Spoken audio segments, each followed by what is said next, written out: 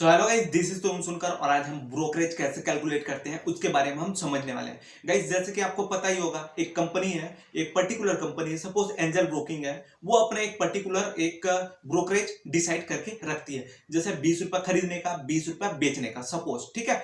और extra charges होता है जो सेबी हमसे वसूल करती है, ठीक है। उसके बारे में आपको पता है क्या? नहीं पता। तो उसी के बारे में मैं आपको बताने वाला हूँ। ये तो हमको पता है कि जैसे हमने कमाया 1000 रुपया, तो 20 रुपया हमारा जो है बाइंग करने का लगेगा, 20 रुपया हमारा बेचने का लगेगा, 40 रुपया, 960 रुपया हमारे जेब में आएगा। आता है क्या 960 रुपया हमारे जेब में? नहीं आता। तो एक्स्ट्रा चार्जेस क्या लगता है, उसी के बारे में हम डिस्कस करने वाले, ए टू जेड देखने वाले, और कितना हमको यहाँ से मार्जिन मिलता है एंजल ब्रोकिंग से, आईएफएल सिक्योरिटी से, मोतीलाल ओसवाल से, चॉइस ब्रोकिंग से। ये सारी चीज के बारे में हम स्टेप बाय स्टेप देखने वाले, और लास्ट में ये भी बताऊंगा कि आप कैसे ब्रोकरेज को कैलकुलेट कर सकते हैं। तो वीडियो अंत तक देखिएगा, डेफिनेटली आपको चीजें सीखने को मिलेगा ही, ठीक है। तो देखिएगा इस हम क्या क्या आज कैलकुलेट करने वाले, कौन कौन से ब्रोकरेज फर्म का। एंजल ब्रोकिंग हो गया, आईएफएल सिक्योरिटीज हो गया, मोतीलाल ओसवाल को हो गया, चॉइस ब्रोकिंग को हो गया। तो चलिए अब हम शुरू करते हैं।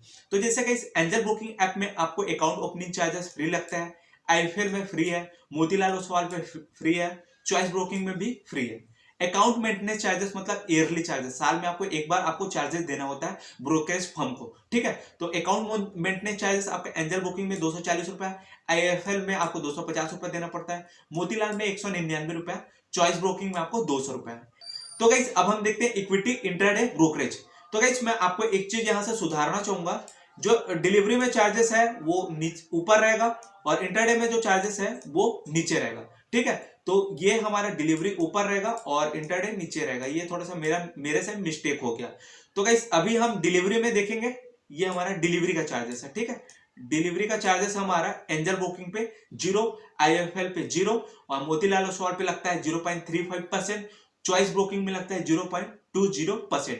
तो ये परसेंट होता क्या है और इसको कैसे कैलकुलेट करते हैं वो मैं आपको लास्ट में बताऊंगा, कि हम कैसे वॉल्यूम से इसको कैलकुलेट करते हैं, कितना वॉल्यूम जनरेट होता है तो हमको कितना ब्रोकरेज देना पड़ता है, वो चीज के बारे में हम डिस्कस करने वाले हैं। ये आप समझ गए ना, डिलीवरी पे ब्रोकरेज देना पड़ता है आपको एंजल ब्रोकिंग में 0, आईपीएल पे 0, ठीक है। अब इंट्राडे पे हमको कितना ब्रोकरेज देना पड़ता है एंजल ब्रोकिंग में? 0.25%, ठीक है। ये आप फ्लैट भी करवा सकते हैं। आईपीएल पे आपको 20 रुपया खरीदने का, 20 रुपये बेचने का। मोतीलाल ओसवाल पे 0.035%, चॉइस ब्रोकिंग में आपको 0.02%, ठीक है। अब गाइस हम समझते हैं कि फ्यूचर में ब्रोकरेज कितना लगता है। ये इक्विटी को मैंने काटा हुआ है क्योंकि जो हमारा फ्यूचर में हम ट्रेड करते हैं वो डेरिवेटिव पे ट्रेड करते हैं, ठीक है। और आपको इक्विटी डेरिवेटिव ये क्या होता है नहीं पता तो कमेंट बॉक्स में कमेंट कीजिए, उसका भी वीडियो मैं बना दूंगा, ठीक है। तो हमको फ्यूचर में ब्रोकरेज कितना देना पड़ता है एक लॉट पे? एंजल पे 0.25%, आईएफएल पे 20 रुपीज, और मोतीलाल पे 0.035%, चॉइस पे आपको देना पड़ता है 0.02%। अब ऑप्शन में आपको कितना ब्रोकरेज देना पड़ता है? एंजल पे आपको 20 रुपए, आईएफएल पे आपको 20 रुपए, और मोतीलाल ओसवाल पे 20 रुपए, सॉरी 40 रुपए, और आपका चॉइस ब्रोकिंग पे आपको देना पड़ता है 25 रुपए, ठीक है। ये सारी चीज जो है आपको खरीदने का अलग और बेचने का अलग, ठीक है। ये खरीदने का 20 रुपए, बेचने का भी 20 रुपए देना पड़ता है। करेंसी पे देख लेते हैं कितना हमको चार्जेस देने पड़ता है। एंजल पे आपको 0.25%, आईफेल पे आपको 20 रुपीज, मोतीलाल पे 0.35%, ठीक है, और चॉइस पे आपको 0.02%। करेंसी फ्यूचर, करेंसी पे भी हम फ्यूचर करते हैं, तो एंजल पे आपको देना पड़ता है 0.25%, आईफेल पे देना पड़ता है 20 रुपीज पर लॉट, मोतीलाल पे 0.035%, ठीक है, और चॉइस पे आपको देना पड़ता है 0.02%।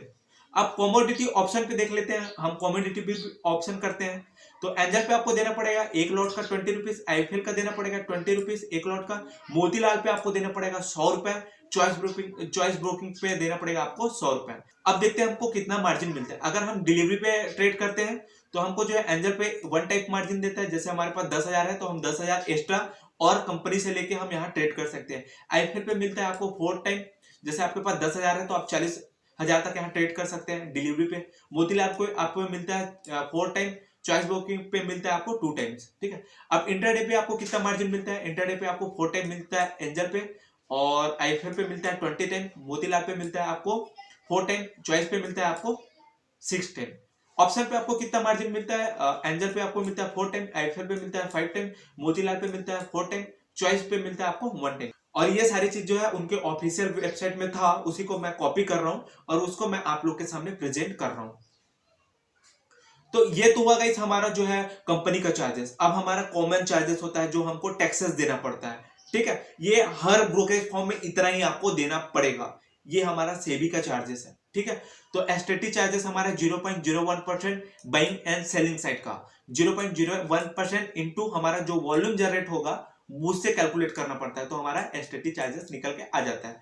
हमारा ट्रांजेक्शन चार्जेस होता है 0.000345% इंटू हमारा वॉल्यूम, ठीक है। जीएसटी चार्जेस हो गया हमारा 18% bracket brokerage plus transaction charges. SEBI charges होता है हमारा 1 करोड़ पे 10 रुपए लेता है। स्टाम्प चार्जेस हमारा 1500 रुपया लेता है 1 करोड़ वॉल्यूम पे, ओनली हमारा बाइंग साइड का। अगर 1 करोड़ आपका वॉल्यूम जनरेट नहीं हो रहा है तो हम इससे कैलकुलेट करेंगे 0.015%। तो अब हम ब्रोकरेज कैसे कैलकुलेट करते हैं, जैसे कि मैंने आपको स्टार्टिंग में बताया हुआ था कि मैं लास्ट में आपको ब्रोकरेज कैसे कैलकुलेट करते हैं वो आपको दिखाऊंगा, प्रैक्टिकली दिखाऊंगा। तो अब चलिए हम समझते हैं। मान लो एक कंपनी है, XYZ कंपनी है, जिसका शेयर का भाव है 100 रुपए। आपने उस कंपनी का 100 शेयर खरीद लिया। अब उस कंपनी का भाव से थोड़े देर में 100 से 110 रुपए हो गया, तो आप उसको सेल कर दिए, तो आपको कितना का बेनिफिट हुआ, 10 रुपए का बेनिफिट हुआ। आपने आपने कितना शेयर बाई किया था, 100 शेयर, तो 100 इंटू 10, तो हमारा टोटल यहां मुनाफा होगा 1000 रुपए का। बट 1000 रुपए हमारे पॉकेट में आता है क्या, नहीं आता। क्यों नहीं आता, क्योंकि सेबी चार्जेस और प्लस हमारा ब्रोकरेज चार्जेस इतना हमको देना पड़ता है। तो चलिए अब हम उसी को समझते हैं कि कितना कितना हमको देना पड़ता है, वो हम कैलकुलेट करते हैं।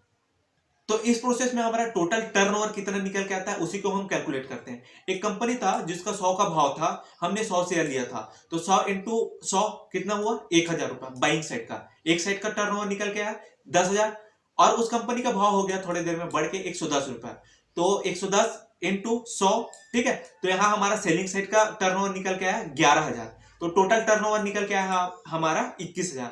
ये आप समझ गए होंगे। बाइंग साइड का एक हमारा टर्नओवर निकल के आता है, एक सेलिंग साइड का टर्नओवर निकल के आता है, दोनों का हमको प्लस कर देना होता है, तो ये होता है हमारा टोटल टर्नओवर। तो यहाँ भी हमारा टोटल टर्नओवर निकल के आ रहा है 21,000 का।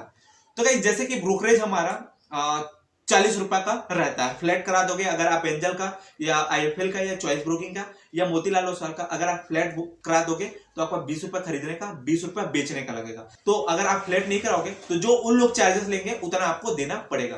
तो जैसे मैं तो यही रिकमेंड करूंगा, आप जैसे अकाउंट ओपन कराते हैं तो पहले आप फ्लैट करवा दिया करें, ठीक है। तो हम फ्लैट के हिसाब से ही कैलकुलेट करते हैं। 20 रुपए हमारे यहाँ खरीदने का, 20 रुपए यहाँ बेचने का, तो हमारा टोटल ब्रोकरेज निकल के आ रहा है 40 रुपए, ठीक है। हम कितना भी माल उठा ले उससे कोई फर्क नहीं पड़ने वाला, हमारा 20 रुपए खरीदने का, 20 रुपए बेचने का। बट जो हमारा एक्स्ट्रा चार्जेस है, जो हमको टैक्सेस देना पड़ता है, वो बहुत ज्यादा होता है, उसी के बारे में हम यहाँ कैलकुलेट करने वाले हैं। तो जैसे एसटीटी चार्जेस हमारा होता है 0.01% इंटू हमारा जो है वॉल्यूम। वॉल्यूम हमने कितना टर्नओवर निकल के आया हमारा 21,000 का। अगर आप 10 लाख का आपको वॉल्यूम जनरेट होता है तो आपको यहाँ 10 लाख से कैलकुलेट करना पड़ेगा। तो देख लो आपको कितना एसटीटी चार्जेस देना पड़ता होगा, आप कैलकुलेट करिए, ठीक है। तो जैसे 0.01% इंटू हमारा जो इतना 21,000 का टर्नओवर निकल के आया, तो एसटीटी चार्जेस हमको देना पड़ेगा 4.2 रुपीज, ठीक है। ट्रांजेक्शन चार्जेस हमारा जो है 0.0000345% इंटू वॉल्यूम, तो हमारा जो है ट्रांजेक्शन चार्जेस इतना निकल के आता है। अब जीएसटी चार्जेस कितना निकल के आएगा, 18% ब्रेकेट ब्रोकरेज हमारा कितना है 40 रुपया, हम यहाँ 40 लिख दिए। ट्रांजेक्शन चार्जेस हमारा कितना है, ये 0.07245% रुपीस, ठीक है। तो ये दोनों को प्लेस किए और इसे मल्टीप्लाई कर दिए तो हमारा जीएसटी चार्जेस इतना निकल के आ गया। ये आप खुद से करेंगे तो आपको और ज्यादा चीजें सीखने को मिलेगा। अब जैसे कि सेबी चार्जेस आपको पता ही होगा, हमारा 1 करोड़ पे 10 रुपया लगता है, तो अभी हमारे 1 करोड़ का वॉल्यूम जनरेट हुआ क्या, नहीं हुआ, हमारा 21,000 का हुआ, तो 10 डिवाइडेड बाई 21,000, तो हमारा सेबी चार्जेस इतना। अब स्टाम्प चार्जेस देख लेते हैं। हमको 1 करोड़ पे देना पड़ता है 1500 रुपए, राइट। 1500 रुपए आपको 1 करोड़ पे देना पड़ेगा। अगर आपका 1 करोड़ नहीं हुआ है यहाँ वॉल्यूम जनरेट, तो आप इधर से आप कैलकुलेट करना पड़ेगा। तो 0.015% इंटू 21,000, तो हमारा जो स्टाम्प चार्जेस निकल के आ रहा है 3.15 रुपीज। अब हम टोटल कैलकुलेट कर देते हैं। ये brokerage charges, STT charges, transaction charges, और ये हमारा 7.2 ये हो गया जीएसटी चार्जेस, ठीक है। 7.21304 रुपीज हो गया हमारा जीएसटी, और ये कितना है सेबी चार्जेस हमारा हो गया ये, ठीक है। और उसके बाद गाइस हमारा स्टाम्प चार्जेस ये। तो देखिए गाइस हम जो है सिर्फ 21,000 वॉल्यूम के पीछे हमको जो है 54 रुपया देना पड़ रहा है। जैसे हमने यहाँ जो है 1,000 कमाया था, उसमें से हमको कितना रुपया देना पड़ेगा यहाँ 54 रुपया, 54 रुपया 63 पैसे। तो यही है गाइस इसका प्रोसेस ब्रोकरेज निकालने का। आई होप आपको समझ आया हो।